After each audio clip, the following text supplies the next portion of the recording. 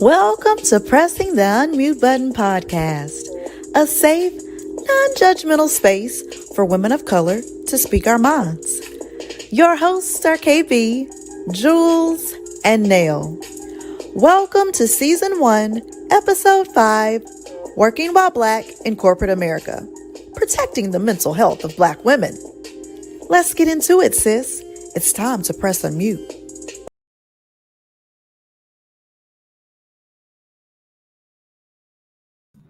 Hey y'all, hey. Hello. Hey y'all. We was talking to Facebook. Thanks, production. Right. Appreciate you, production. Yeah, like we get on there. Like, ugh. Hey y'all, happy Friday. Hallelujah. I see we got that's Neil talking about some hello everyone. Andrea said hello. Sandra Cross. Hello. Shannon. Hey Hey y'all. y'all. Thank y'all for tuning in. Happy Friday. Hello. Madam Secretary. She's so formal. Hello. Hello. Hey y'all. You should have added the little wave. I know, right? Like, come on now. Hello. What's up, y'all? What's up? Happy Friday again. We hope that everyone has had a great week. Yeah. So make sure that you are letting us know where you're tuning in from in the comments. Again, thank y'all for tuning in. We got some stuff to cover tonight. Some stuff to cover tonight. So yeah.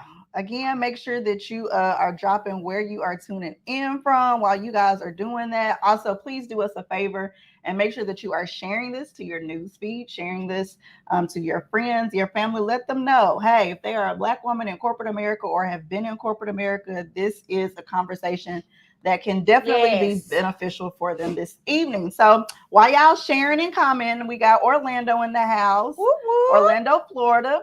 We got Charlottesville, Virginia in the house. So while y'all doing that, let me ask the girls, how was y'all week? Y'all week was all right, okay? Or no? Kindergarten still kicking my tail. Kindergarten still tickling your tail. Kicking your tail. Really, ma'am? What happened? What happened? I'm gonna get on Instagram. Oh yeah, I'm sorry. I forgot to put that up here too. I was say yeah, I'm on. My bad. Hold your mute, people. We it's hold your mute while we shout. Look at me for to be super spiritual. The devil is busy. The devil is busy. Baby is busy. Anyway, how was y'all week? It's Friday. I don't know about y'all, but my week was kind of pretty, chill for the most part. Nothing major that I can say. I made this password and I typed it wrong. I was gonna say, how you make a password and then don't remember it? While production getting herself together, she gonna tell us how her week went. Shannon said my week kicked my butt, but I survived because I got Jesus in therapy. Hello. Hey, the key word is and, not and or, but right. And. Jesus and therapy. Ain't nothing wrong with it. Like, I'm looking forward to sitting on the virtual couch next week because it's been a minute. We're not gonna do that tonight, production. Yeah, I was struggling. First of all, I ain't had no Starbucks in like 3-4 days. What they call that one? The venti? No. Yeah, this the venti. Oh, okay. That's the venti.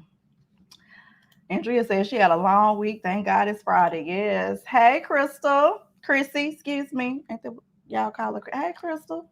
When Chris speaks. I done told you.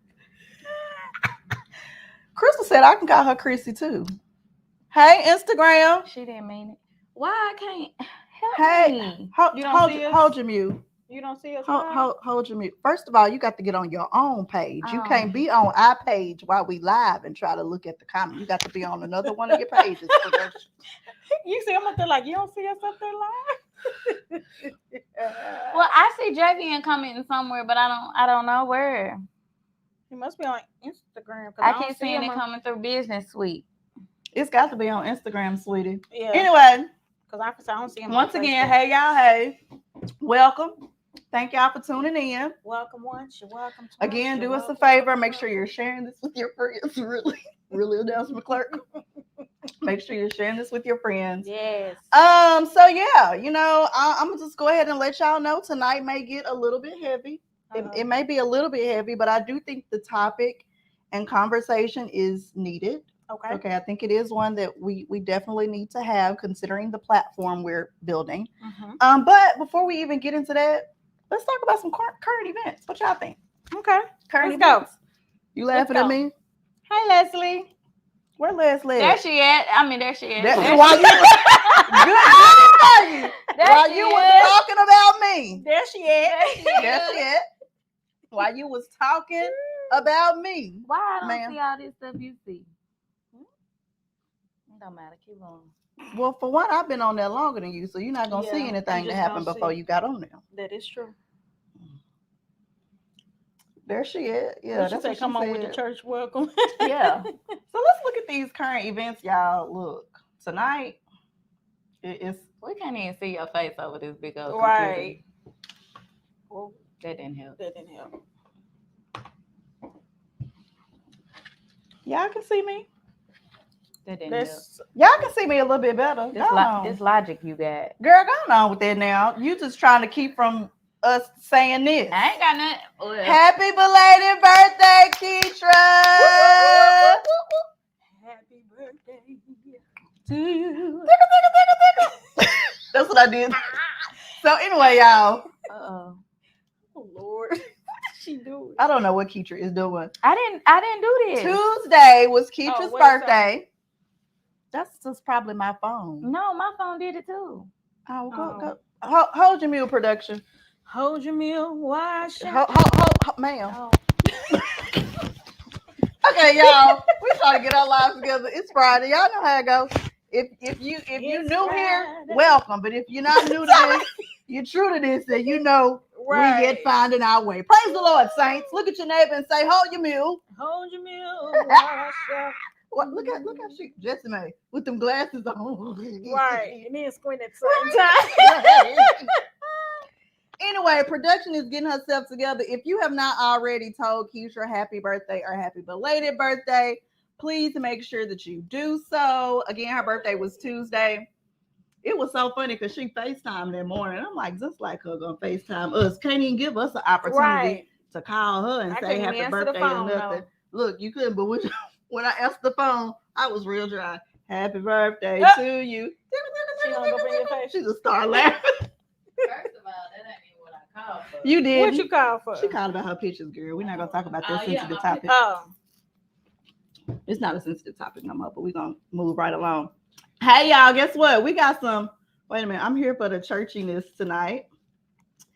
Yes, we gotta take the Lord wherever we are. Javian, where he watching from? Javian, bro, where you at? Reverend Deacon Dr. Brooks, where are you tuning in from? Let us know. Deacon, oh Lord.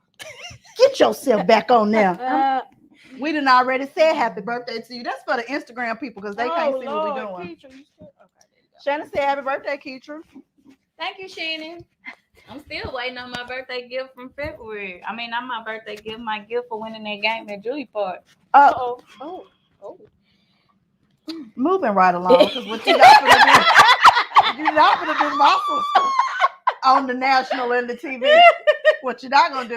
But wait a minute, y'all. So we say happy birthday to Keitra. We celebrated life. We want to celebrate another life and say congratulations to Nell. Her a TT again. Again. The baby Ella. The baby Ella. Not times 9. Oh, congratulations, Shabara and Tiffany. Shabara. Congratulations. The game was the present. No. No, don't come with that. Thank you, Leslie. Yeah, this is hilarious. The baby Ella. Congratulations. We want to welcome baby Ella Victoria. I love the name. I do too. It's so elegant. It just gives me... They named after your daddy. No, I don't think so. I bet they did. You don't know. I bet they did. You better ask. Okay. His name Victor. Right. Victor Sweet. You know, that's my movie, though. I like that movie. What's that movie? I remember Victor Sweet on Four Brothers. Yes. That's my movie.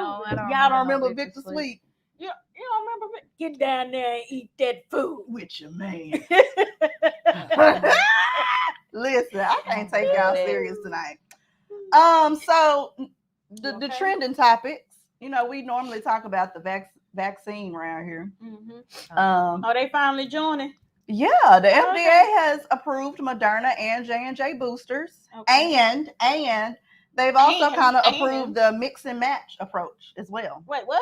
Yeah, I heard one of them got to get 2 boosters. Is it Who, Moderna girl? or is it J&J? Did they boost them? Got to be J&J. Because I wouldn't heard want nothing about theirs no 2. anyway. No, I ain't heard nothing about no 2 either. You didn't? I did. I heard it on the radio. I did hear, they said it's okay to mix and match. I don't want you mixing and matching nothing else. I'm doing 100 by letting you put it. Yeah, Lord, I don't know about that either. Yeah, I ain't doing no mix and match. I ain't doing no mix. I went one way the first way. I'm gonna stay right there. Right. Hello. I'm gonna go one day next week. What you say? Come on, J&G. Andrea, I think I was thinking of A-Ball and MJG. I'm sorry. I'm on a totally different scale right now. Sorry, I don't trust J&J. Y'all ain't make baby powder right. Hello, somebody. They stay with class. They did not get that recipe right. Okay. Well, by the grace of God, we made it. Did? We made it. Because that's all we was on. Because my granny say. We had to use Which granny? If you ain't got a puff of smoke coming out you, you ain't doing it right. That was my granny. These vaccines ain't socks. We ain't mixed match. Right. Yeah, I started with Pfizer. I'm gonna stay with Pfizer too. Pfizer. Yeah, I was say Pfizer. I say Pfizer. The Pfizer? Like Sun Yeah. Pfizer? I wasn't gonna say nothing, but moving right along. Hey, this is the one that got me, y'all. So when I saw this, I literally slid out my couch because I was like, surely not. Surely this is a lie. You slid off the couch? I slid off the couch. How you, was you in the couch? I'm over here trying to picture it. I'm trying to understand. When it's over, just show us how Did you slide off the couch or Production. out or off? Congregation, you're gonna amen quantity. You're supposed to be on my side. Hey, you're not gonna talk about me. Anyway, hey, the Nokia brick phone is coming back, y'all. It always gonna slide up this time. Nuh-uh. It's a more slender. Okay. Yeah, it's a more slender kind of. Is it gonna have snake on there? It is. Okay. This is the thing. This is how I feel about this. It about is. The Nokia. Y'all know how some of them 90s artists trying to come back with music now, but it just ain't right. You feel like Nokia should have been left where it is? I feel, yeah. I mean, now y'all could have gave us a version of Snake that we could play on our iPhone. Yeah. I don't want that. But did you Notice see I the said new iPhone? Right, because Android. I mean, I don't. Leslie said she get her mama one of them. That's a new jitterbug. Right. So did y'all see the one, the flip one? It almost looks like a razor, but it's a little bit thicker. Yeah. And I think it's by Samsung. I think. Yeah, it's the flip. Jay got the fold, so they got one that flip like And then this, they got and then they got one that that's open too like much. that. Like a 2-way. Yeah. Shannon said it'll take mama a whole day to send her dissertation text messages. It will. When our I mama can gets a say text because you message still gonna have to press 1, 2, 3. Girl, yes. 1, 2, 3. It'll come Baby. We can't do that. DT cannot do that. Mm-mm. And then finally, to wrap up our current and trending events, ladies, this week was National Business Women's Week. So just wanted to shout out all of the boss babes out there that are making money This lady's moves. so pretty. What's their name? Girl, that right there, I heard this girl right here, Keitra, the first one, Mm-hmm. in the white. Okay. They said that's the event mogul. Eels. That's the one that she the plugs plug. Eels. She be putting everybody on. I get all my And t-shirts then, from her. I know, right? Speaking of which, I need to I put got in an an order. order. No, she turned around. Got an order I need to put in. And then the girl in the yellow, they say that's the brand plug. That's the one that be don't making us think cry. Instagram working. That's the one be making y'all cry. Yeah. She be making you cry. Yes. And then the one on the end, they say that right there. That's the one that's gonna get the women together. Gonna snatch your edges real quick, and then encourage you and build you up so you can be on your way. and be the mommypreneur I'm just playing. that you can be. But that she also, I heard she be teaching the children how to praise dance, you know. She be and trying stuff. to teach the adults too, but I be trying to tell them. What the adults be You done doing. got too old for that. Baby. Hey, let me tell you something, because they need the other week. Well, see, this the thing. Oh, Ooh, let's not tomorrow. talk about shirt. Uh-oh. Oh, tomorrow. Oh, What happened? Oh, no. oh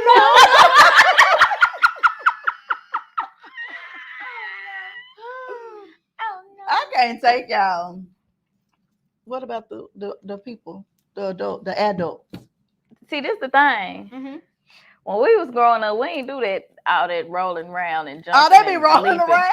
We Oh, ain't yeah, do baby, all we that. utilize the And here flow. she come. We do stunts. Here she come trying Stunts? to And bring do us what? out of retirement, Pick child. that girl up and turn her around. Oh no, we're not doing that. Child. I said, Cause baby, I ain't no light as a feather. You can't pick me up and turn me no round over. That you got some strong men on a chariot. Anyway. When the spirit hit you, your feet supposed to get light. Huh? When the spirit hit you, your feet supposed to get light. I don't know about my feet getting light, but my booty is not gonna get light. It's a trick to it. Oh, okay. Well, anyway. So yeah, let me okay. That's it for the current events, trending events. She mad at Instagram. Is it still working for you? Yeah. Yeah. There you go, right there. I don't know what's wrong with your phone. Get Your phone was just doing it. Oh, really? You just started it over. Anyway, so tonight's topic is working while Black in corporate America, protecting Black women's mental health. Okay, y'all ready to press unmute? I say, is y'all ready to press unmute? Oh, you asking me? Oh, yeah. let I go. didn't know you was asking us. My bad. Come on, we ready. Let's go. What? If you let me handle my job, Ma'am, it's a whole. whole. Yeah. Okay. Shoots Productions. can you give me a cue or something? Okay. I'm ready. Just flow from here on out. Okay.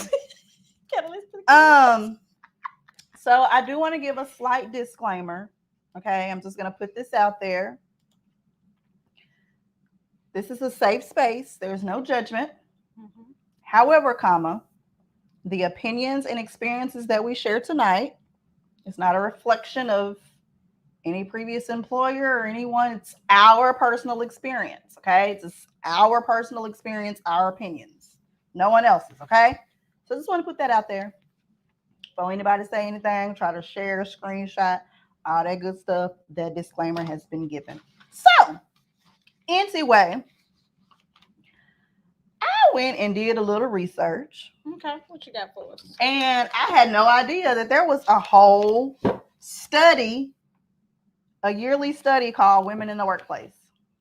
And it is by a consulting firm called McKinsey & Company and leanin.org, which is kind of a subsidiary or organization from Facebook to help women in the workplace and in the marketplace.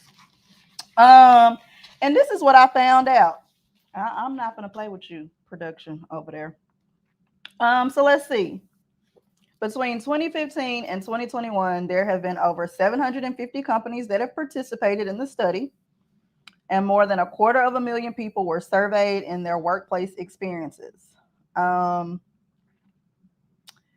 They've surveyed more than 65,000 employees, and they've conducted interviews with women of diverse identities, including women of color, LGBTQ women, and women with disabilities.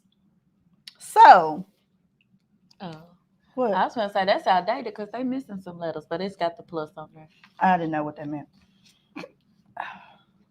That's what it means. Ah, okay. What is you supposed to say? The plus sign? Yeah, LGBTQ plus. Oh, okay. I'm sorry. My apologies. Everybody. All the other letters. I don't really know. I didn't know. I didn't know if that's what. Yeah. Teach me something on today. Yeah. So this is what we found out, y'all. And this is a huge study. Like, I was just baffled at how deep they got into it. I was like, okay, I think I'm gonna have to use some of this. Yeah, because when I saw that, I was like, dang, we're gonna go on all of that. No. So I went to the section specifically for women in the workplace, specifically women of color. Mhm. And the study showed that women of color face more challenges and get less support. Okay. And do. So this year's report says that even after a year of increased focus on diversity and inclusion, that was kind of like the strategic initiative last year for different companies to start these D&I initiatives or diversity and inclusion initiatives. But even after that, and all of the racial equity in corporate America, women of color continue to face significant bias and discrimination at work.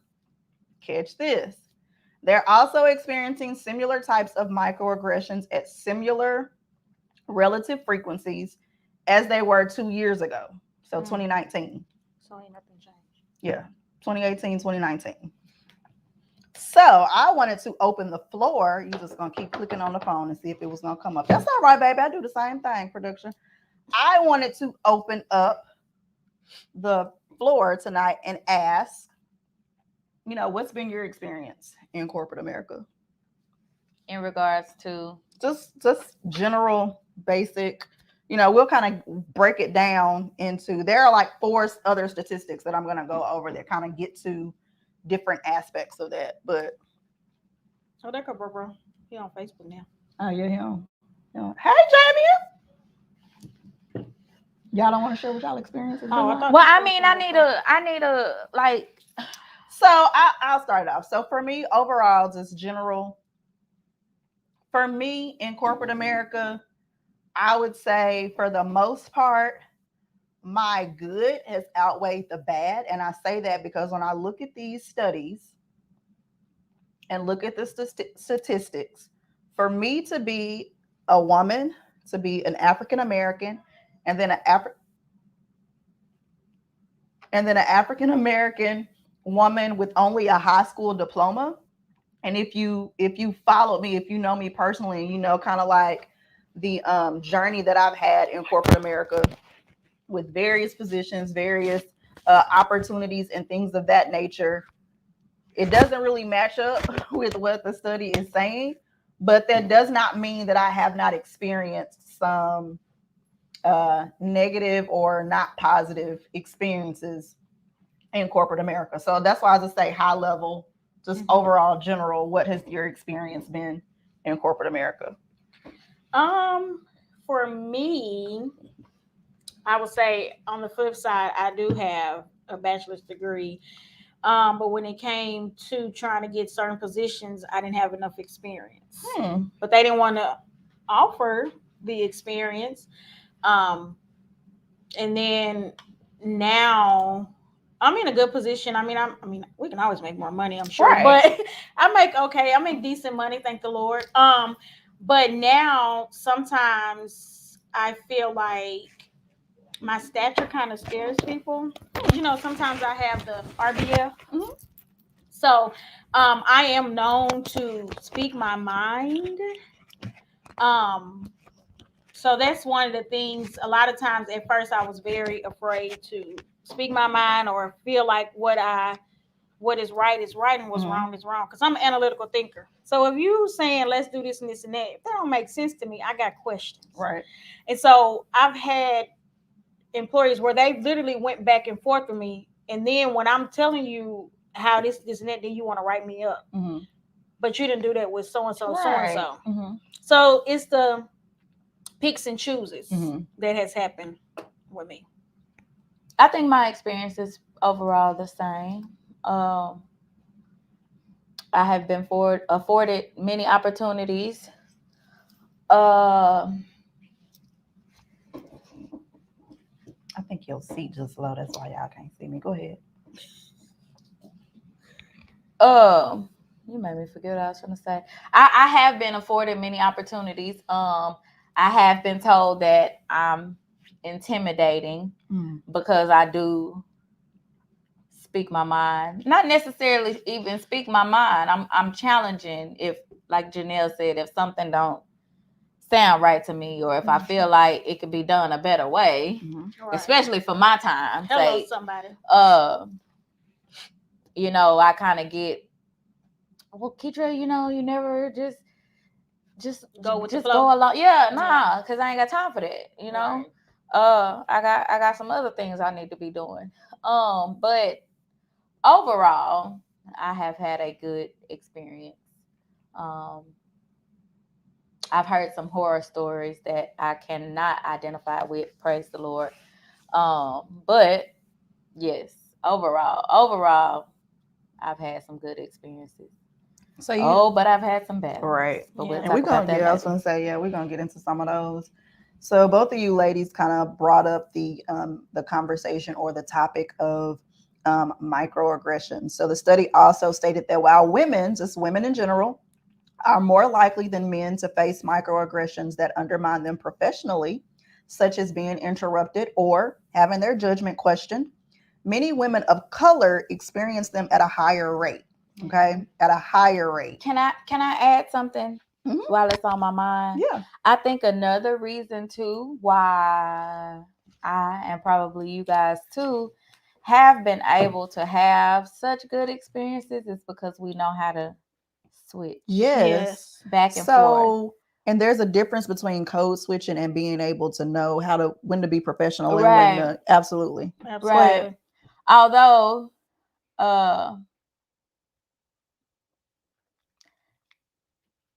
like there was a situation when I called someone out on basically not being equal.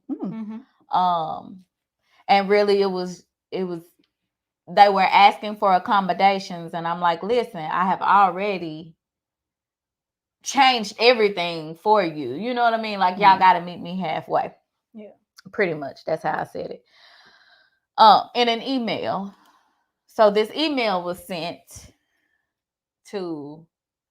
straight to my department chair. But instead of my department chair coming to me, she sent someone else. And so I was like, but I copied you on that email. We had already had a conversation about it, So which is why I said what I said. So why am I in here again? Right. Help me understand. Make it make sense, sis. Yeah. Because I intimidated them. It wasn't professional. I said, you read it and you tell me. Where did I intimidate you at in this email? Did you think I was unprofessional? If you thought so, why didn't you say something as soon as I sent it? Because I copied you on it. Yeah. I think a lot of times it's just they don't want women of color to speak their mind.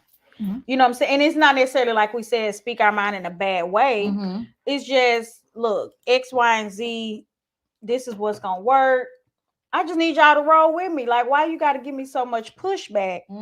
But then it's like they give us the pushback and then we give the pushback. Like Keisha said, then it's intimidating. It's a problem. So, but it's the big wigs that ain't working in the positions that we're in. True, because they're at the top. They're not in the gutter with us. Like, now I won't even say the gutter. They're not in the trenches with us actually doing the job. So kind of like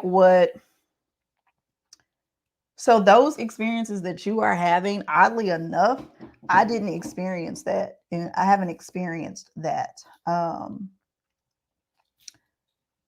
in really any of my jobs. And I believe two things that have contributed to that is, number one, just the grace and favor of God of me having managers that were either African American.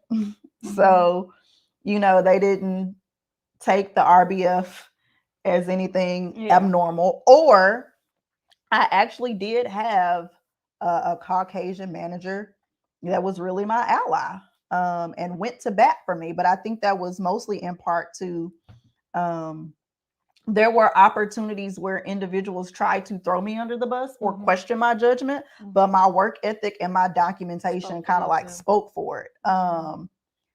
And I remember the first time I ever got thrown under the bus in corporate America. It was my very first ever training class.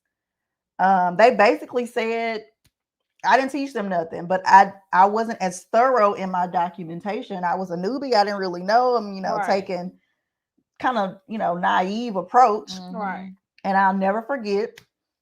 We're going to call her Jennifer Lopez because I don't want to put nobody's name out there, but she was a Hispanic manager. And when I say she ripped me a new one, and I really thought I was getting ready to get fired, but after I came out of that situation, it was like, oh, geez, I don't ever want to go through that again. It was like from that point on, I've been very meticulous in my documentation.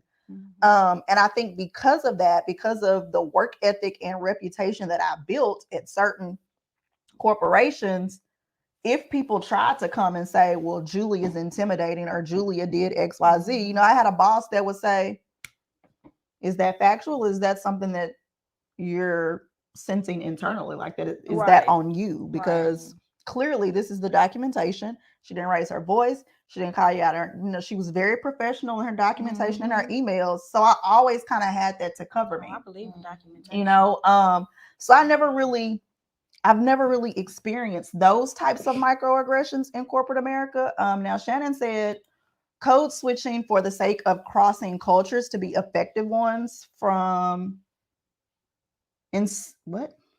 code switching. Oh, okay. Code switching for the sake of crossing cultures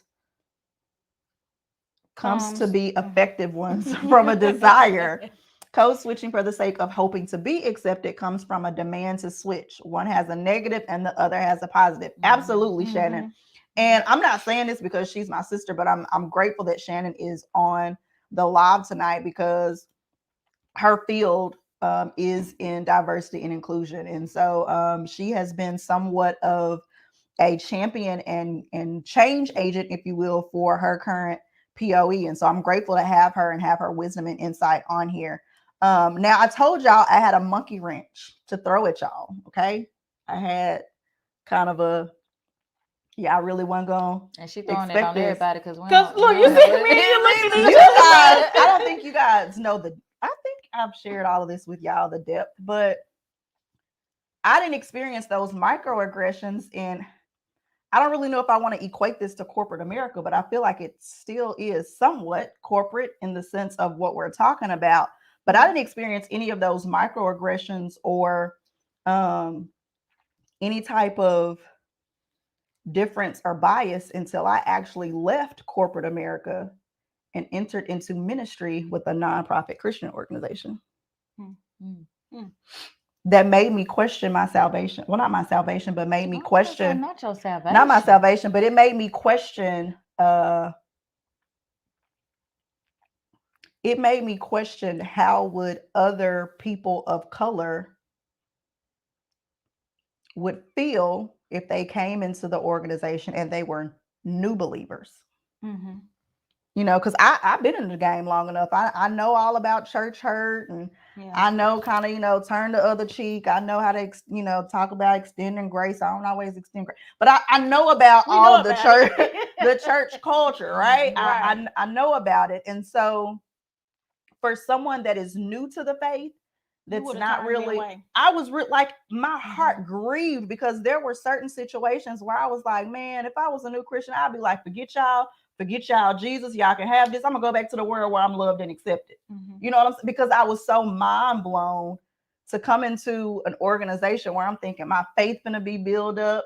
You know, I'm gonna be a better Christian. It's gonna help my walk with the Lord, and you know, it's gonna be all hunky dory. And then you get there, and these clear people are looking at you like you're nothing.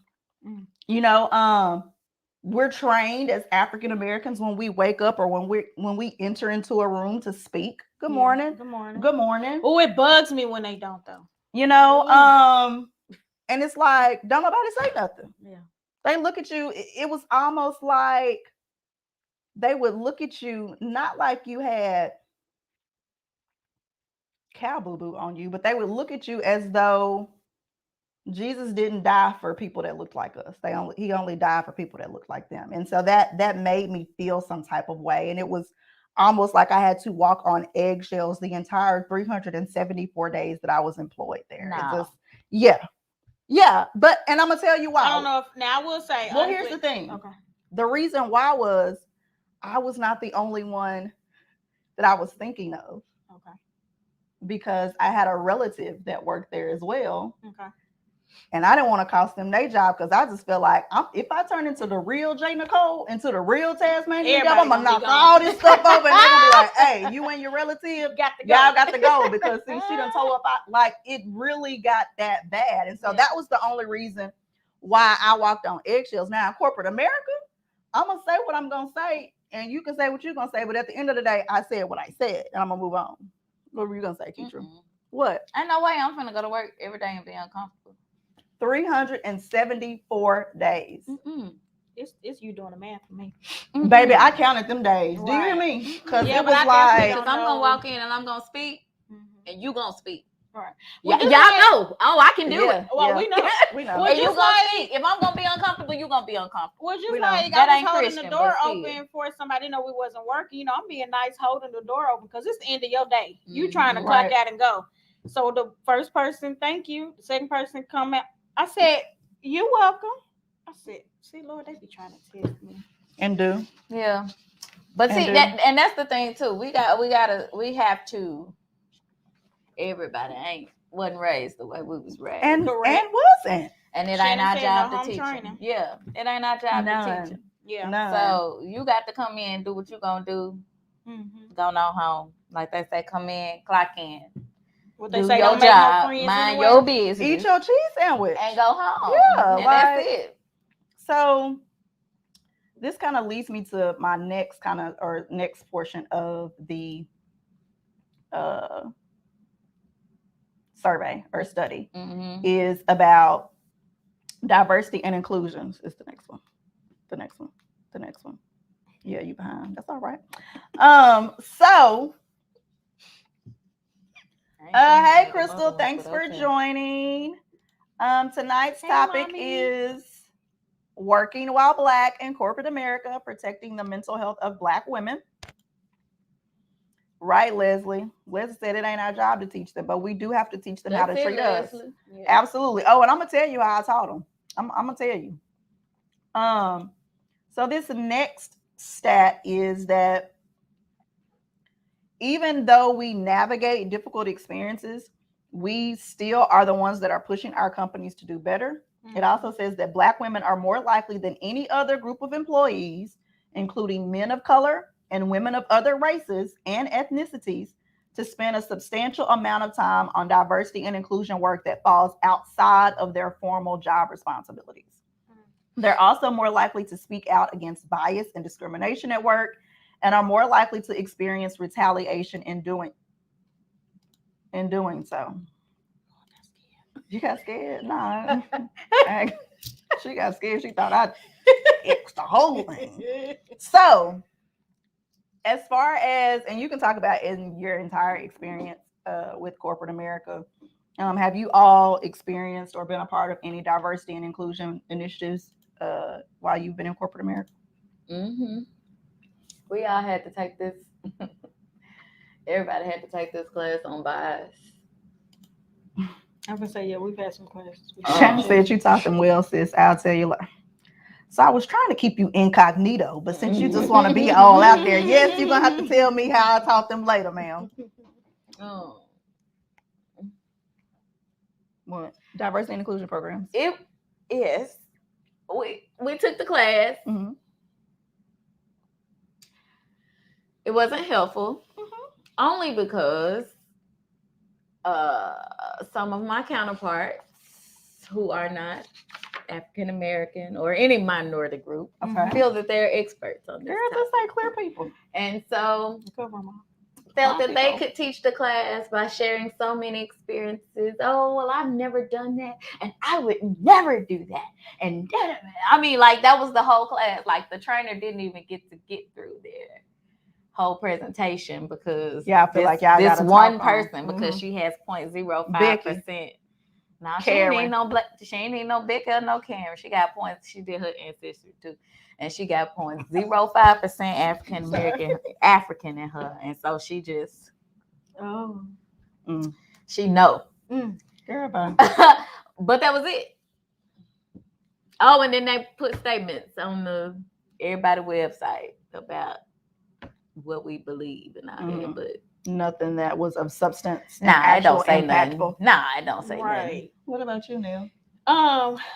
We've had some trainings. Our job do offer trainings. Like one of them is called Ouch. Like ouch, you hurt. Like when someone hurts your feelings or whatever. That one, and then there was another one that they did. I can't remember the name of because I took it when I first got there. But I don't necessarily feel like it helped either because it helped me, to know what I need to look. Because I had my staff take it to look for them, but I don't feel like it helped the whole place of employment if everybody isn't taking the opportunity, especially upper management. Yeah. So in all of what you say, that part, I'm gonna say, well, in my last 3 employers, yes, there has been diversity and inclusion initiatives or programs. I think it's diversity. Oh, okay. No, I think in the survey diversity they put and inclusion. Yeah. Oh, okay. Diversity, equity, and inclusion. I didn't understand that in here, but I just kept it what I understood, which is diversity and inclusion.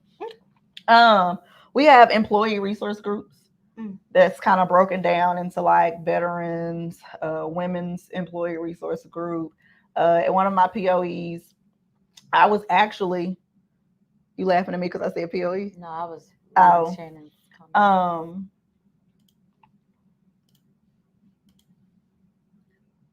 I was actually one of the national chairs for the generational that kind of blended all of the generations together so that we could all learn from one another. You know, you got those baby boomers that feel like they're going to slave for you till they die and you ain't loyal and we've done it this way and that's how we're always going to do it. Then you've got, that even happens in ministry. Okay. Yeah, you got the millennials, you got the Gen Xers and all of them other letters. And so, I kind of just spearheaded how we could create key initiatives for all of the sites to be able to have somewhat of a melting pot. I said all that to say this.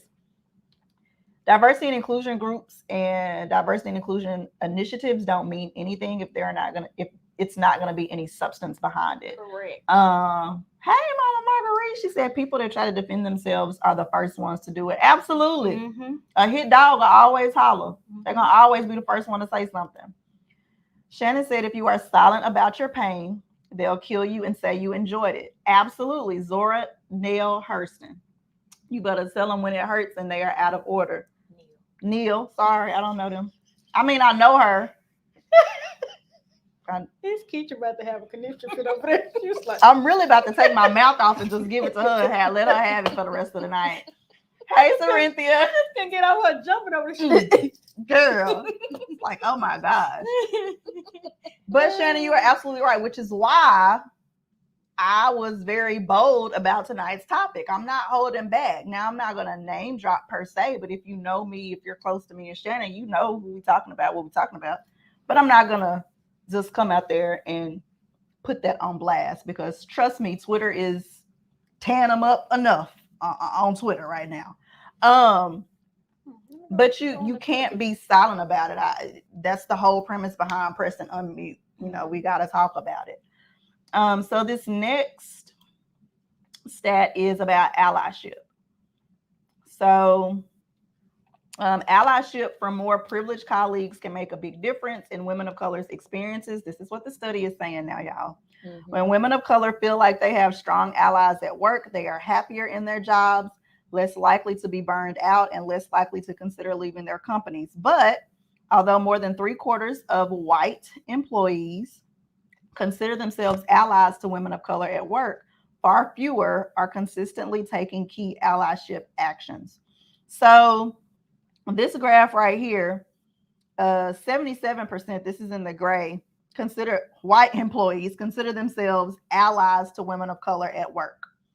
And they asked women of color, what does allyship look like? What do those actions look like? And so 21% said advocate for new opportunities for women of color. 39% said actively confront discrimination against women of color. 43% said give credit to women of color for their ideas at work. Oh no, baby. If I did it, you gonna know. Ain't gonna be no you took it from who? No, ma'am. She didn't do that. Taking credit. She didn't do that because I'm gonna let you know. that I did that. 45% said educate themselves about the experiences of women of color, and 10% said mentor or sponsor one or more women of color. Quite honestly, I'll be honest with you, I wouldn't want a white employee to sponsor me or mentor me, rather, because I ain't your puppet. Right? Like, I don't sponsor. I would prefer a person of color in leadership to mentor me. Not to say that there's anything wrong, because I've had some white mentors. I've only had one that were dope. I mean, they really were. But supervisor, and that rallying and going to bat for us. Oh, she did that. Yeah, she did that. And the one I got now is super dope too. Y'all know that. Of course. She ain't tuning in tonight. I don't see her, but shout out to her. So, Keisha, you said you were gonna put a pin in giving credit to women of color for their ideas at work. Yeah, because that's not always a. Oh, PKJ said the C-suite has to get involved on DEI. Yes. I don't even know what the C-suite is. That was an inside message. No, manager level and higher. Oh, okay. Now I forgot what I was going to say. Giving credit to women of color for their ideas. Yes, that's not always a thing. Like, I've experienced actually several times where I'll say something maybe in a meeting, come up with an idea. Hey guys, this will work. About that. And immediately they'll be like, no, it won't. No, that won't work. Let's try something else. And then they'll turn right back around 2 minutes later and say the same thing I just said, as if they made it up. And then I just said, yep, you're right. Nah. See me? I'm gonna be like, I just said that. Exactly what I just said. No, it don't sound like that's what I just said. So this is the thing. So the way I have an ally, but that ally looks like me. Okay. So it might not be the same thing. Yeah. But that's we find solace in one another. So when I'm saying, yep, that's a good idea. She's saying, Keisha, ain't that what you just said? And I'm like, yeah, that's exactly what I just said. Oh, okay, I thought so. Because I thought that's what I heard. I thought that's what I heard. That's what she just said, bro. But it's just you get that face too. You be like, yeah, because that's me, yeah. Good job. Good idea. Right. I was watching Wonder Years. I don't know if y'all have started watching that yet, but the remake with the black family. And that's the mama. It was Take Your Son to Work Day or something. And basically that's how she got everything done. She had just pulled the meeting. It was a problem. She had pulled everybody in, said, this is what we need to do. They all was like, no, we can't do that. We'll do. So then the manager comes in and he's like, there's a problem. And she was like, yes, I know. And so she's feeding him the words. So we need to do a right. And he'll say it. And she's like, yep. And then so you need John to do right. Yeah, that's a good idea. Right. And I'm like, oh my God, that's me at work every day. Right. Every day. Right. Wait a minute. Shannon said diversity is not the same thing as inclusion. Diversity invites people to the table, but inclusion empowers your voice to be heard while you're at the table. Diversity without inclusion is shallow marketing. I do not wish to sit at any tables that want my skin for marketing, but not my voice for truth and perspective. And that is by Dr. Alexander. Baby, it's the quotes for me. So here's the thing. Now she turned to you to see how to. So this is what Shannon does. Okay. Shannon is the oneness and diversity coordinator, manager. I'm sorry, sis, I don't know the official title, but at her POE, she is currently the oneness and diversity go-to person. And we're going to talk about being the only and double situations. Now, you are absolutely right, Shannon, because I cannot tell you how many times at this Christian organization, I was asked about my experience and they didn't do nothing with what I'm telling you. So finally, I stopped going to the table because it's like I already told y'all. Well, if you don't come get this white chick you got over here, I'm gonna mess the whole building up, baby. It's gonna be some shaking the table. It was gonna be some shaking her neck because I'm gonna tell you what she did. I didn't know you back then, but I really didn't have. Well, this is the thing. She cornered me in my cube, and I had nowhere to go. Oh, you in my personal space. I had nowhere to go to bully me and tell me I was not allowed to take off for a doctor's appointment because that was during a mandatory town hall. I don't give a flying flip about your town hall. Mm-hmm. I got to go see if this is a cyst on my jaw. My mouth hurt, okay, and I got to go. Right. Mind you, the kind of intensity of this particular circumstance was I had almost lost my dad. Like literally, he almost died from a dental procedure 8 months prior. Mm-hmm. So in my head, I'm like, I'm just trying to make sure I don't be in the same predicament my daddy was in. You know, like people don't think dental issues are serious, but they are very serious. Like my dad was literally in the hospital, almost lost his life for a month. That scared me. So I'm like, I don't care nothing about your town hall meeting. I'm steady saying, well, if you need to write me up, ma'am, write me up. If you need to fire me, I understand. Mm-hmm. I'm going to the doctor. And then I finally had to just look at her and say, I'm not asking for your permission. I'm telling you, mm-hmm. I'm not coming to work next Thursday. Mm-hmm. Well, can you go today? Or can you go? Is there another day you can go? Finally, like I literally had to push her out the way to get up. I'm confined to a cubicle. Now, you know, in any other situation, at this particular time, we throwing hands because you in my personal bubble. I'm really trying to spare old Becky. I really am. And the only thing I knew to do was I got to get out of here because if I don't, it's going to be a casualty. Mm-hmm. And the first place I ran to was my sister. She was like 3 rows over. I'm like, hey, you got to come get this chick because at this point in time, I'm using profanity and Lord. Shannon is like, wait a minute, hold on, what's going on? Let's go pray about it. Where the prayer room? Come on, I'm like, I don't want to hear none of that. I don't want to hear none of that. Come get her. Because I've never been bullied like that. Here's the catcher. Later on that evening, my white counterpart that sits in the cube next to me slides his little self over and say, you know, I heard her when she was asking you and just kept badgering you about, you know, you taking off earlier. I was just like, she's doing too much. I started to say something, but then I was like, that's none of my business. So you're just gonna let me sit there? You're right. Eat your cheese sandwich, sir. I don't even expect for you to do anything. But when I say I saw a totally different side of my sister that day, because my sister went and rallied HR and some more people because at this point I'm crying. Right. Now y'all know when a black person cry in situations like that, it ain't because they feelings hurt. Right. It's because they can't get you like they want to get you. Right. Okay. So I've been in those situations where I've verbalized that at tables and you do nothing with the information. Yeah, you made her come back and apologize to me, but it was a half-a apology. I mean, I didn't know it was that serious. Ma'am, you had me cornered in my cube. I couldn't go nowhere. What do you mean you didn't know that it was that serious? You right. No worries.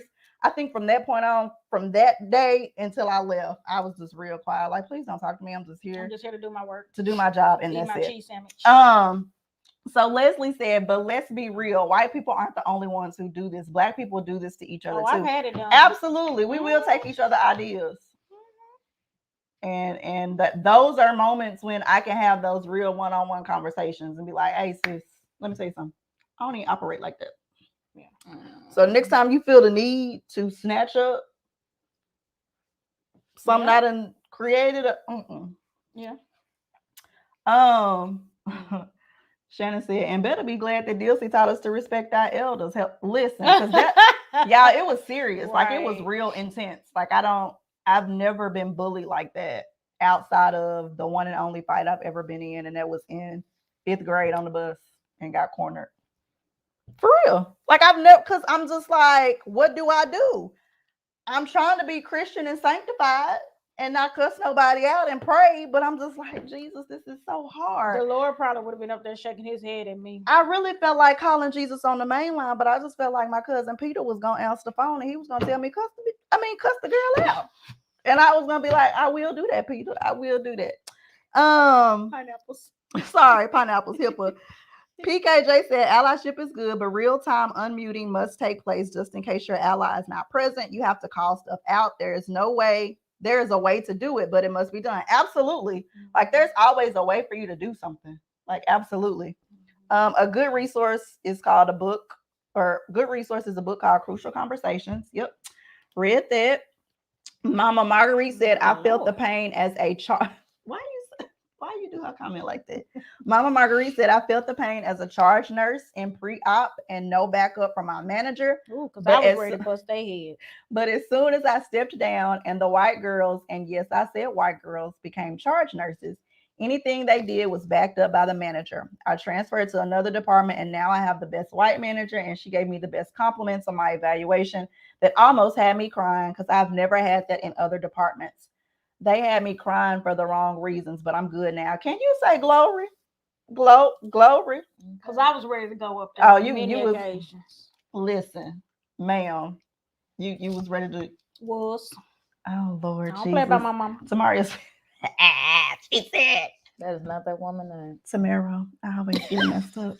I'm sick of her. She can't come on the next episode. Because it's Keisha for me. She can't come on the next episode. Now this is what. What's Tamara say? She Peter.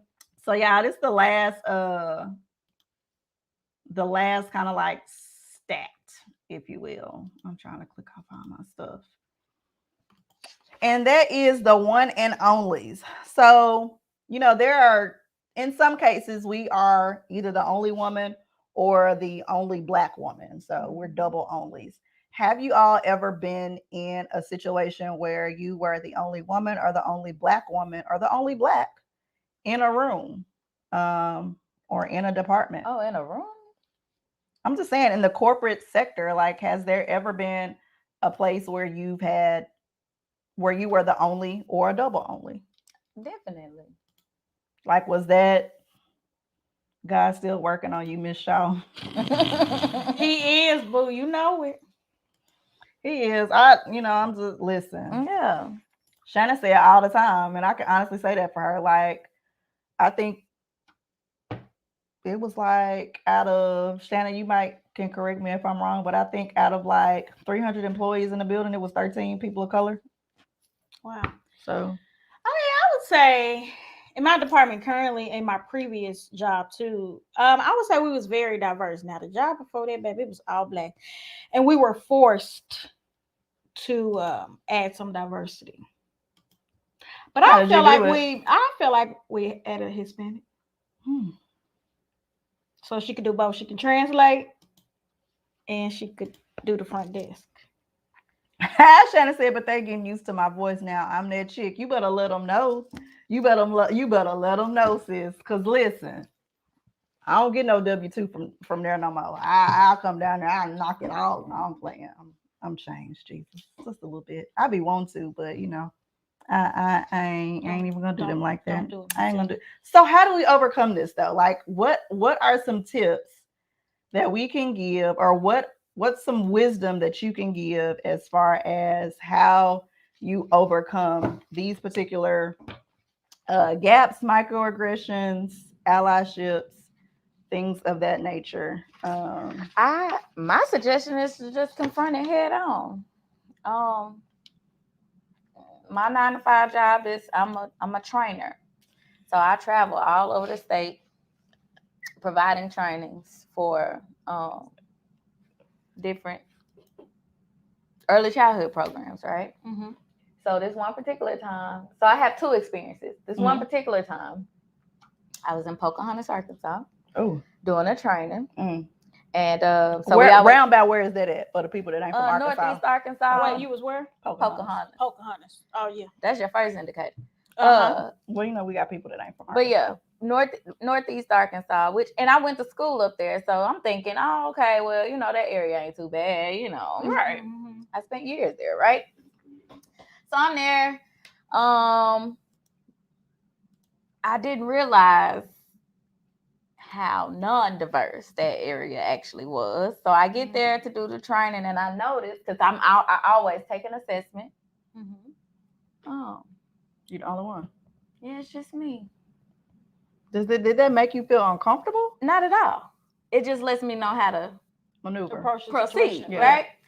So I get into my training class, because I think it was about 4 or 5 trainers. We all went together, and then each of us had an assistant. Mm-hmm. And so my assistant was there, but all the assistants were kind of just floating, you know. So I noticed that she never left my classroom.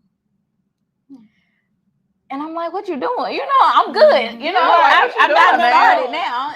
So while I'm noticing that, I like to walk around the room, be interactive, talk to my people.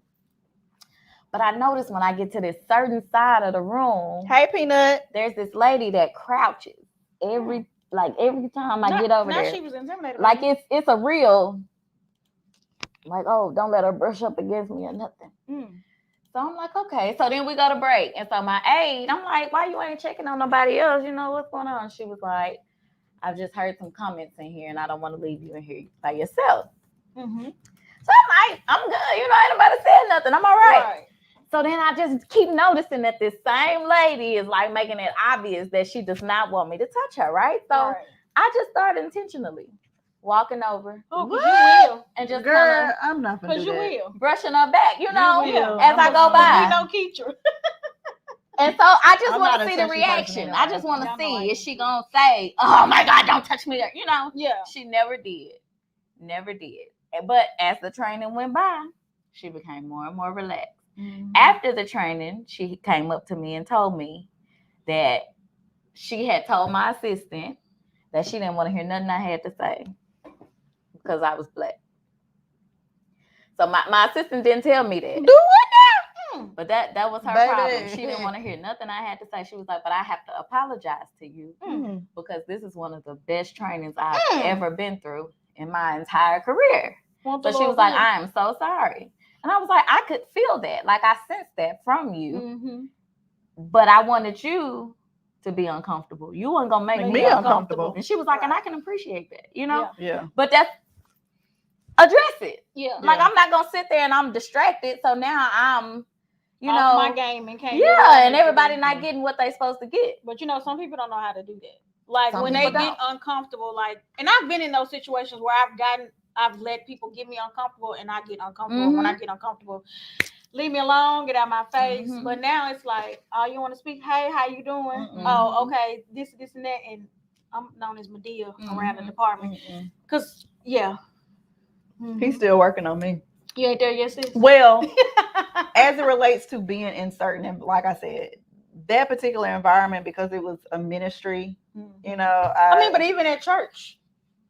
Oh no, at church, I've been at I'm at my church almost 20 years now. So if they don't know Julie and Nicole by now, I can't help you. Sound like a personal problem to me because I'm 20 years in the game, boo. So get out your feelings. It is what it is. I said what I said. That's the one thing that I can honestly say about my church ministry, because there's a core group that, you know, came from a previous ministry. You know, we all, because we do life together, we don't just go to church, we do life together. There's a small gap for offense and misunderstandings because I mean, we do life together. Not to say that we're a family. Like all families, we have our issues, but if I said what I said, I said what I said. And we've done life together. Right, Crystal? Core, not clique. There's a core group at the ministry, okay? Not a clique, but because we do life together and we can have those informal moments, even like with us. Like if we have Julia messed up, she wigged out. Like, I'm sorry, that's a sensitive topic. We can come and say, hey, you offended me when you said XYZ. We can deal with it and move forward. Now, that may not be the case for new individuals, but I didn't say that, but okay. I get the concept. You did not say that, but I get the concept. Didn't say what? She didn't say. I didn't say, oh, you hurt my feelings. No, I'm just saying. Keisha was ready to go to blows. I don't know how she was gonna do it. I don't know if she's gonna drive it. We was definitely on the phone when it happened. She wasn't getting in the gate though, so I don't know how she was. She would have waited on somebody. Hey, I don't know how she was gonna get in the gate, but that's neither here nor there. My legs rocking now. Hey, don't worry. I had to get her that day. She came for me. Girl, I just hung up the phone. Look, do we need to address something? Right. You still shaking? It triggers. It triggers. That's one of your trigger spots. I'm sorry, but no, like seriously, like as far as ministry goes, I just feel like I've grown comfortable with who I am. Not saying that I'm complacent and it's a you just got to accept me how I am. No, it's not that. It's just a matter of see, I have a leadership. I'm a work in progress. You know what I'm saying? But it makes a difference when your leadership back you up too, and even in corporate America. Yeah, now I will say this, because I fight for mine, honey. Now and mine fight for me. You would think that would be the case, and that's actually one of my tips. So, as far as triggered the baby, I'm sorry. As far as the first tip that I had was don't be afraid to be you, and that just kind of goes back to what you just said.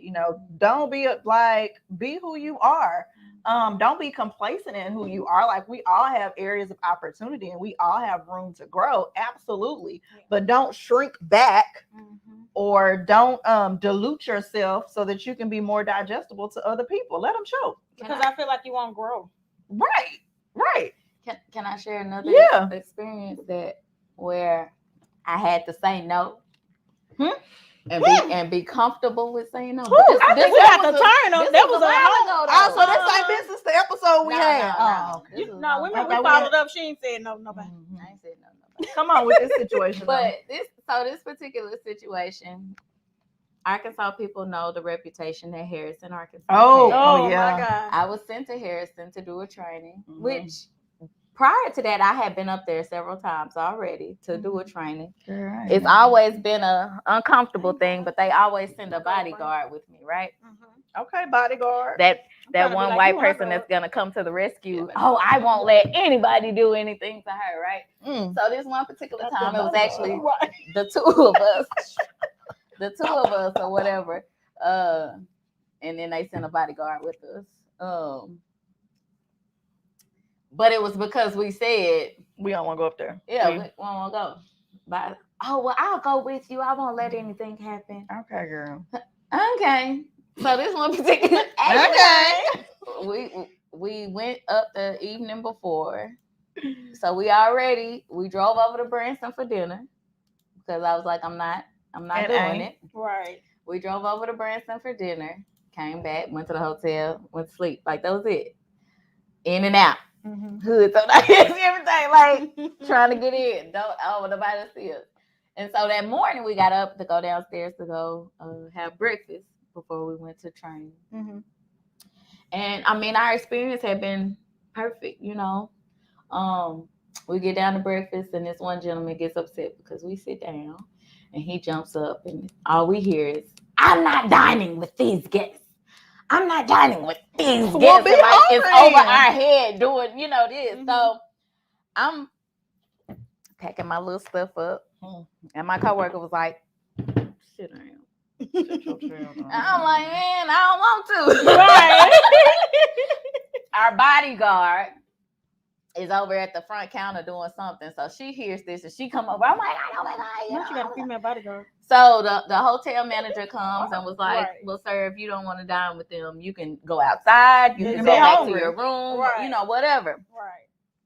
By this time, I'm shamed, right? Because, I mean, it's a huge ordeal. So we got training is fine. No more problems. We come back home. So in our next team meeting, we share our experience and tell them we're not going back up there. And we're like told, no, that didn't happen. That doesn't happen anymore. That stuff doesn't happen anymore. Okay, and for the ones that's not from Arkansas, like Harrison, Arkansas is the KKK capital or like KKK. When you go to Branson, like you need to drive past to change their image. Oh, okay.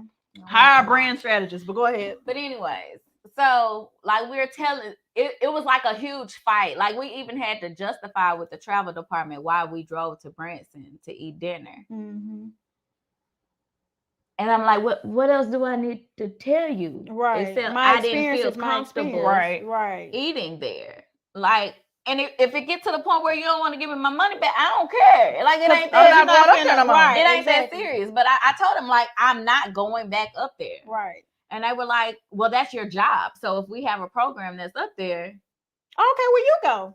See, that's me. I'm not going back up there. So y'all can figure something else out. Right. Y'all can hire another trainer that take up. So that's how it is now. There's another trainer who goes to that area.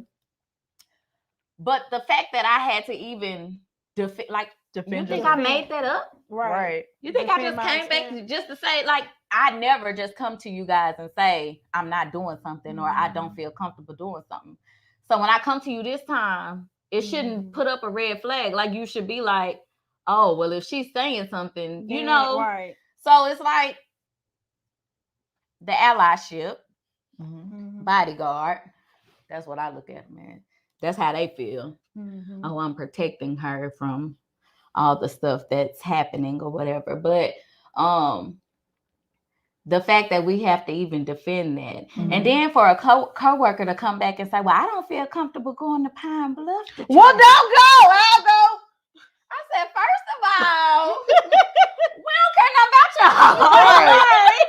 If we see you driving now, if you look like you lost, we might flag you down and be like, but ain't nobody gonna hurt no soul in Pine exactly. Bluff. Right. Man, if you don't You get just on gonna come back a somewhere, little stank, just bring me some gifts. right? And this the bodyguard that said that. So where the allyship go? Right.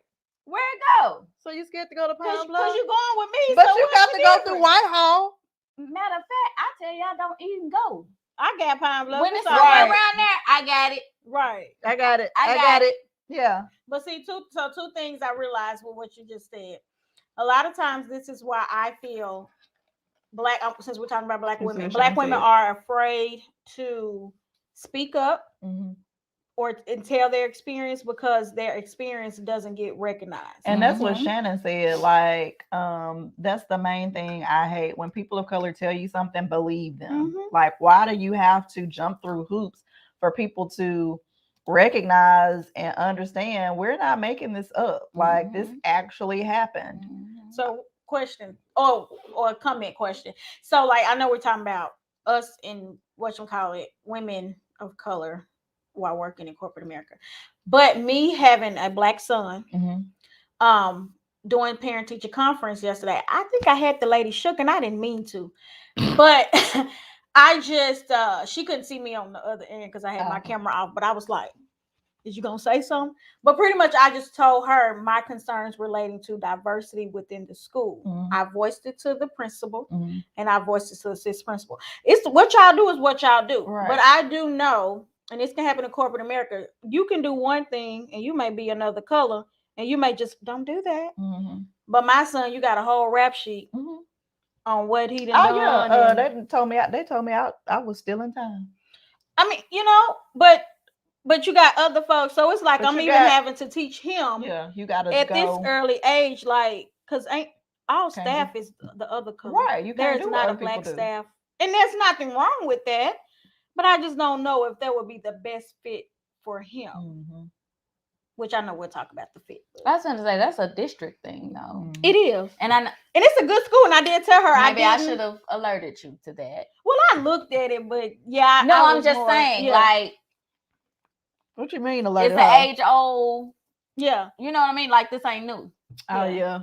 You know what I mean? Everybody knows that particular school. School. And that's what I told her. I said, right it's beside not, it. and she did say, she said, I can't tell you.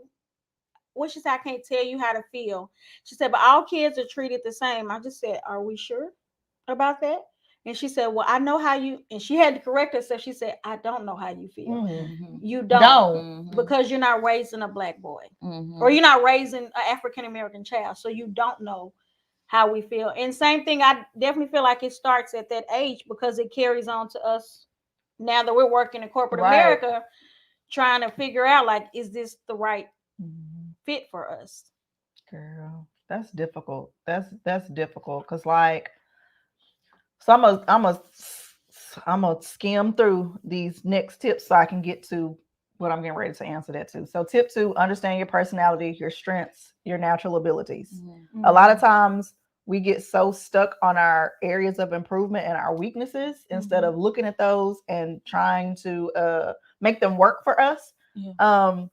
So I know I'm aware that I'm still working on my facial expressions and me too.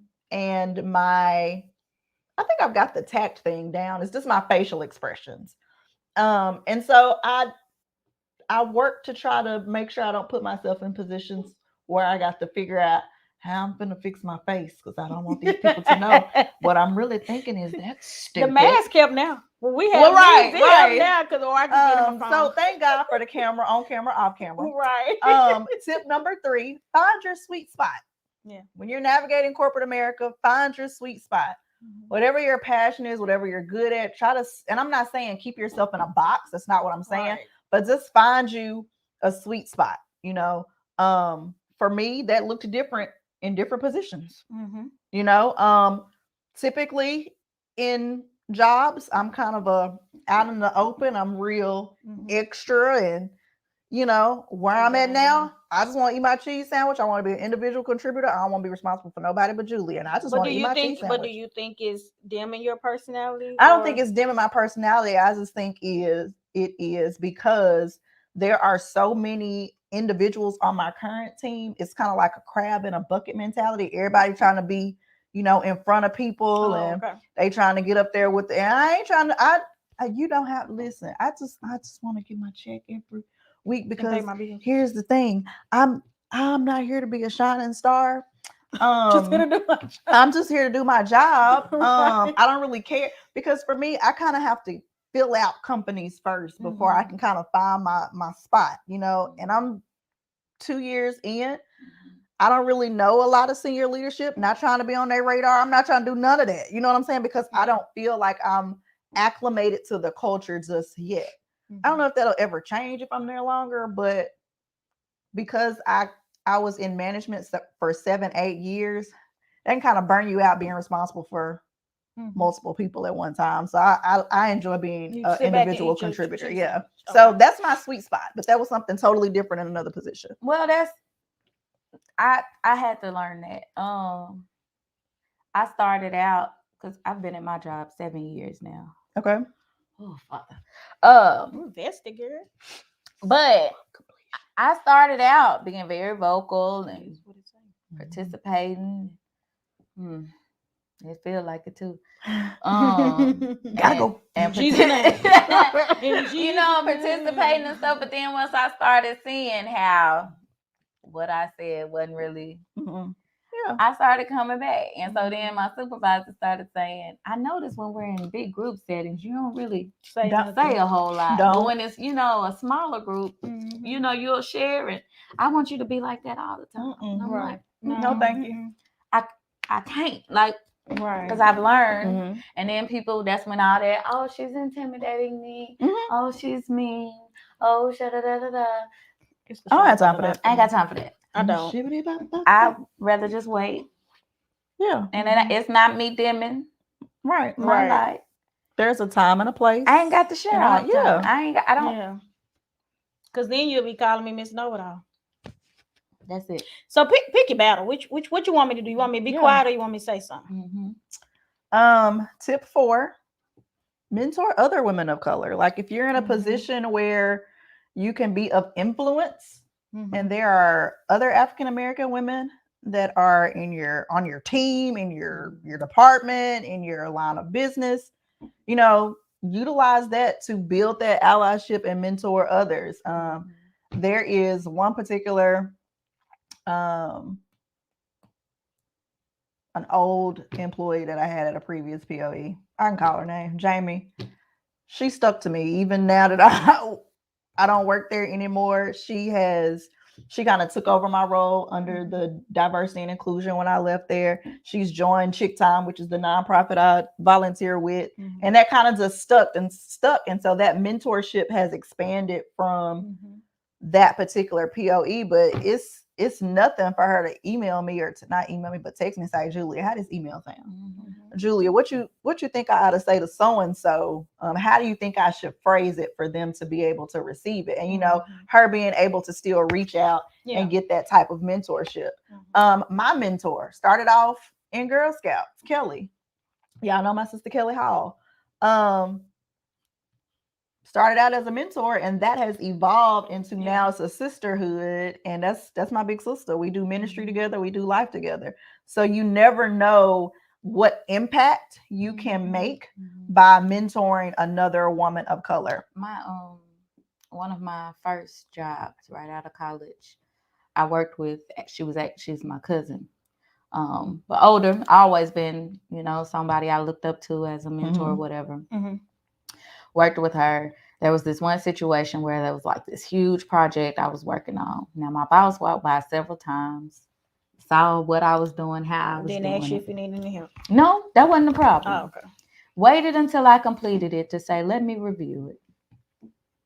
And picked out all the stuff that he felt was wrong. And said I had to start over and do it again. And what I do? Start over and do it again? No. Okay, good job. Because I was like, I know what I would do, but I was waiting. My legs got to shaking as he was talking. Uh-oh. Tears started rolling down my face. That was that I'm angry. Get out my face. Like she was on FaceTime that day. She was. And I was like, she had to pull me to the side to say, don't you ever, if you need to excuse yourself, go to the car. You do that. Yeah. Don't you ever sit in their face and let them see you cry. Because he don't know you crying because you pissed. right. He think you crying because he didn't hurt your feelings. Yeah. So there were several lessons like that she taught me that have, expanded over into other jobs and stuff. And so I do, because, and that's what she said, you so young and dumb. But she didn't mean it in a disrespectful way. It was just you ain't experienced. Like you haven't gone through these things, Yeah. And so she was just like, if you would just shut up sometimes and let me tell you something. Oh, girl, I told my coworker that yesterday. Oh, yeah. If you just shut up sometimes and let me tell you something, you probably be all right. Yeah. And so that's the thing. The ministry of shut up. Yeah. The ministry of shut up. Ibaba shata. Hey, glory. Oh my God. Shannon gave a tip. Shannon said, ask questions that cause those in leadership to have to find. Hey, because I can't read all of that. Read that. To correct. Ask questions that cause those in leaderships to have to find correct and proper answers. Don't accuse or bring allegations. Ask questions so that the answers that are found clearly show an inequity or disparity gap. Yeah, that's what she has said. And then Tamara, keep going. I'm confused. You're gonna have to tell Tamara said, Keitra, I totally understand because going back to drug testing, I had to learn to walk away from certain coworkers because she felt like I was intimidated her or didn't understand her. Yep. And then Ms. Margarita said, I took a few of the unit coordinators in our department under my wing to guide them, but most importantly, yes, to let them know I have their back. Yeah. So that's important though. I got to know you have my back if I'm working for you. Right. Because I'm gonna have yours. And then keep showing up. Just keep showing up. There are gonna be some hard times. It's gonna be some fun times. It's some days I just don't want to go to work. What's that TikTok say? Have you ever got to work and you ready to go? Ready to go. Just got to work. They be like, good morning, how you doing? Ready to go. I'm ready to go. Rest to go. That is me some days. I just be ready and that's to go bad. Before I leave the house. It be me and I work from home. But anyway, tip number 6. Let your behavior and work ethic dispel stereotypes. Sometimes I have to make sure that when I'm responding in email, I read it like 3 times because I read it like 3 times, and then if I still feel like told you, I'll be like, let me just delete all that. I'm gonna come back to that later when I get my thoughts together, because I can even come across intimidating in email. So sometimes I send it. You know why? Well, I don't care. You know why? Because I said what I said. Yes, but so this is why I check myself, because number one, the evidence is already gonna be stacked against them, because I keep every email, every IM chat. I'm gonna go ahead and lay it all out for you. This is what I said. This is what it is. Pay attention to your previous email. I'm not gonna repeat it again. And if your feelings hurt, I can't help you. I don't have no come in my office. How you the door is closed. Well, right, because you can't tell tone. You can't tell tone. I didn't mean it like that. I ain't got no exclamation point. I ain't got no all caps either. So I'm not yelling. I'm just telling you what I said. Okay, we'll go to tips. Oh, go ahead. Yeah, you can read that. Go back and read that. I was just talking about what Keitra said. We have severed so many parts of who we are, our feelings, our voices, our personalities, etc. And that means we need to lament. Holding all of that in will cause pain in our bodies. Racial trauma, big T or little t, is an issue. So, that is, Shannon, it's interesting that you said that. And I don't know, I think we've talked about it. But like that period after I left, like I, in a sense, got quiet. Like I kind of went into a recluse mode. And that's actually outside of losing KJ, losing my uncle, having those experiences in that ministry, and my eyes just being open, like, dang, this be happening in corporate America, but it's happening in ministry too. That's like, this is crazy to sit at a table with the president and CEO and other members of the board, and not just my testimony, but other people of color that were invited to the table to hear certain things that they had gone through. And even my sister that I wasn't aware of. And at that point, I'm like, they did what?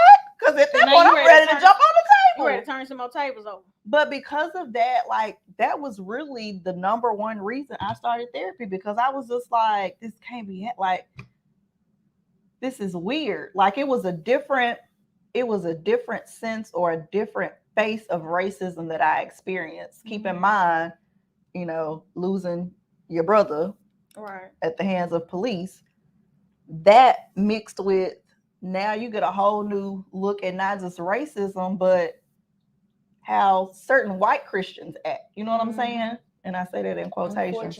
Unfortunately. Many of the leaders of the KKK are also members. Well, the other cloth. I was getting ready to say the ministry is a evangelical ministry. I'll put that out there. So you know what I'm talking about. You know what I'm talking about. And they are a subsidiary of Crew, and they getting toe up right now. If you on Twitter, if you're on social media, trust me. In the Southern Baptist Convention, they all getting ate up right now. With this whole, what is it? There's the critical race theory. Oh, I don't know. We're talking about all of that. But yeah, that was like one of the things that really prompted me to start going to therapy. This is the one that got me. This is a tip that I don't think we actually just really talked about a lot, but don't automatically assume Blacks in leadership are going to bend over backwards to support you. I made that mistake in one role because the person in HR was African American, and I thought because they were an African American that they was gonna have my back on certain things. That is actually why I left the job before the job. That is actually why I left, because my immediate supervisor was African American. But when the white counterpart started coming down on her because I was saying my team is doing this and doing that, or not supporting me, that's what they thought I was gonna do. And what I say, write me up, right? Because what I'm saying is what I'm saying. And then I left. And then what they do? Can you come back? No. Listen, when I put in my 2-week resignation, that person was in surgery the day before and was in recovery, got their resignation email, called me. What do you have going on? Because these people said you put in your resignation, and did. Because I got to go. And did. And like Shannon said, all skin folk ain't kinfolk. And ain't.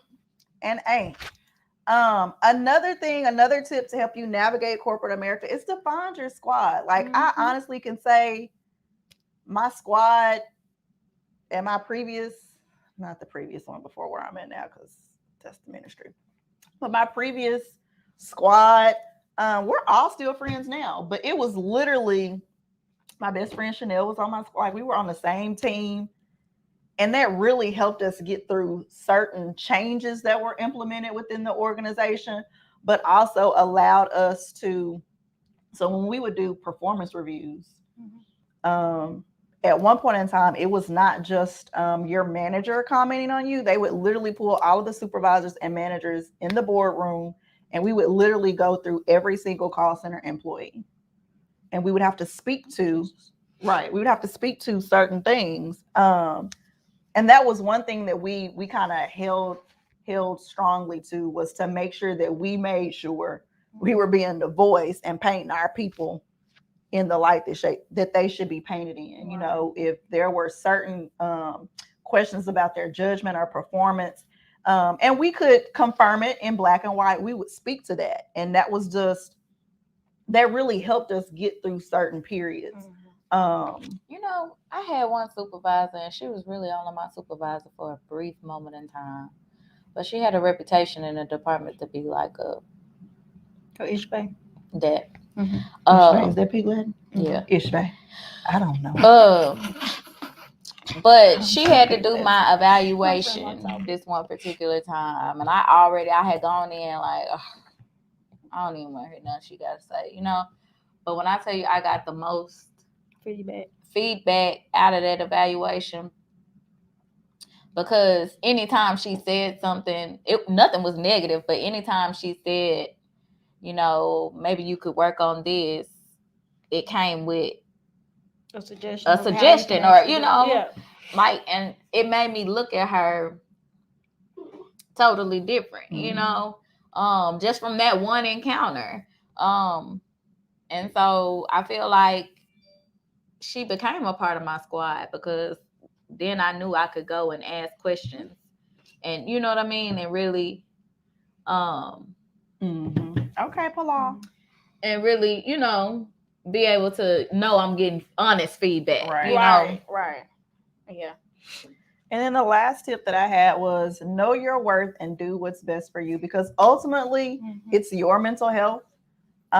If you feel like, hey, it's time for me to move on, find somewhere else, do what's best for you. I know one of the tips that we gave was to keep showing up, but sometimes you can't keep showing up, because if you keep showing up, you might go to jail. So if that means you got to leave, then leave. If that means you got to take FMLA, take FMLA. Do what you need to do for you, but don't dim your light. Do not shrink back, and don't underestimate yourself. Always know your worth and do what's best for you. I know we have put on the screen some of the tips that you all have provided. If you have any others, definitely drop them in the comments. But it's been a great conversation tonight. I think we were know when to leave loud or when to stay and don't play. Absolutely. Your exit can be quiet but loud. I know when I put in my 2-week resignation before I went to the ministry, no one even knew I was looking for a job. Like, I had 3 operation managers reach out and was like, Julia, like, is there something we can do? Are you okay? What's going on? I'm like, nothing. I just feel like my season is up here. I have an opportunity to join a ministry and do ministry. And, you know, I mean, I didn't leave on bad terms. Now, granted, there were a lot of changes, and it was a lot of, my workload was increasing, that I felt like, okay, mentally, I'm not going to be able to do this and do it with excellence. You know what I mean? Like, I'm not going to be able to do this job and do it. I got to go. I got to find something else. We've seen people's attempts to exit be totally sabotaged. What you mean? What you mean? Sometimes they like to stir up a little mess. Oh yeah. Like when that new job calling to get their reference. So now I haven't left, but other people who have left will be like, Keitra, I'm putting your number down. So when they call you, like, instead of actually giving who number's supposed to be on there. I guess that's weird for me, because all of the POEs that I've worked for, they only do verifications through the work number. So, and the only information they give is the date you were hired, the date you were resigned. I've had somebody, I know you ain't my supervisor no more, but can you? I mean, I've had people do that to me too, and I'm going to give them the same information work number give you. That's crazy. People are still doing it though. That information is volunteered though. No, the other person didn't ask for it, but it's volunteered. There's an extra step that happens to make sure. That is ridiculous and so sad. Wow, that's crazy. And I ain't gonna say leadership wide, but I have heard of some instances where that has happened. Wow. Baby, I'm not gonna rain on nobody's parade. I'm not gonna stop you like, at all. If you got to leave, I want everybody to grow. Yeah, like I wouldn't dare do that at all. So yeah, let us know what you all think about the episode in the comments. And Shannon said, ain't that against the law? I feel like it is, because I'm just like, but also Shannon, you got to keep in mind where she worked, and we can't reveal that, but I'll text you and let you know. But I always thought it was against the law to reveal more information than you're supposed to, but you have some that will do it though. Yeah, like that's crazy. I'm not gonna do that though. Ain't nobody got time for that. I But don't if you have got time. all this bad stuff said about me, just let me go. Let me go. Just let me You go. gotta let me go. It's just too much. So I think tonight's been cool. Mm-hmm. I didn't bite nobody's head off. I don't feel like I bit somebody's head off. I know. Was that the goal? No, Right. I was trying to make sure I maintained myself. Oh, okay. Wait a minute. I absolutely think the convo was needed. I think we provided some insight into some of the things that we are up against in corporate America and providing tips. So we will post these tips on our social media platforms. Again, if you are not already following us, make sure you like our Facebook page, follow us on Instagram, Twitter, and subscribe to our YouTube page. Whoop, whoop. You can always go back and catch the replay. All they're supposed to give is hire date, last date. Yeah. And if they're rehireable, that's it. Like, that's why I'm looking like more. That's why they need to get the corporate number. They need to get the head people number and them people. But I've had that issue and they say we don't know anything about Right, it. we don't know. Peanut said your hair is real cute and she didn't want to interrupt y'all episode with that, so she had to wait. Girl, you could have said that. Shout out to my wig teak. Peanut. Oh, Peanut, show Liz. Show me how to lay this thing for the guards. Oh, you laid it, girl. I laid it. It's melted, girl. It's melted. She told me. I said, now send me those tips again. It's so melted. I ain't gonna tell y'all where she going tonight, but it look like she trying to get chose. Don't Don't get Brobo's hand on here. Don't get him started. Now we're gonna tell him to go back and watch the replay so he can comment. So next time, I believe it's November 5th. I believe. That's why I was sitting here looking. You still want to do y'all? We're going to the next one. We're going to the nail episode. We're gonna still do your episode. It need to be What's my episode? Hold your mule, production. Oh, I forgot about that. We're gonna post and tell y'all when we coming back here. Why not on my calendar? It is November 5th. It is. No, because I didn't change the dates when we pushed it back. But I don't even have. Okay. Thank y'all so much for tuning in. We appreciate y'all. Make sure you like, comment, share. And we'll see y'all next time. We hope y'all have an amazing weekend. Be safe. That's what mine say.